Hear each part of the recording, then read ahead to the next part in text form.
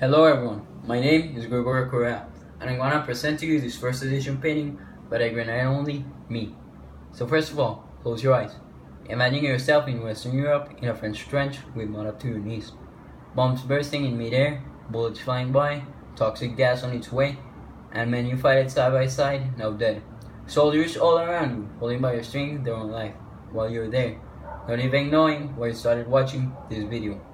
Now, open your eyes. Look at this black man. It seems he's out of place in this war, since he is one of the few 42,000 African Americans that saw combat in World War I. You might now wonder why I'm saying few. Well, over 4.5 million Americans served in World War I, and almost all of them were white. The U.S. Army segregated its black troops into two combat divisions, the 92nd and the 93rd, because as Williams explained, war planners deemed racial segregation just as civilian life the most logical and efficient way of managing the presence of African Americans in the Army. The Harlem Hellfighters were important to American history because they proved that African Americans could fight as well as white men. African Americans fighting under an American flag in Europe were a working force, loading ships and building railroads. But when the French reached the US for troops, they didn't send their best soldiers.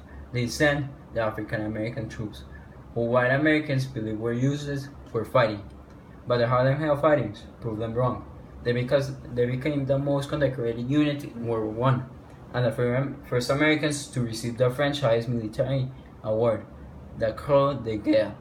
They didn't name themselves Harlem Hellfighters, the German did, because they didn't lose a single man to capture near a foot of ground, as said by one of the Harlem Hellfighters.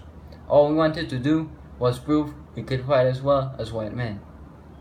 After the war, the 369th Infantry Regiment of the U.S. Army received a parade in New York City, hometown of most of the Harlem Hellfighters. A newspaper of the time said, "Never have white Americans accorded so heartfelt and hearty a reception to a contingent of their black countrymen." The Tribune continued, and the bony warriors felt it, literally, beneath a hail of chocolate candy, cigarettes, and coins raining down on them from open windows up and down the avenues. Reportedly, the first Veterans Day parade in New York associated with Armistice Day was held for black soldiers in February 17, 1919, during the month that would eventually be set aside for black history.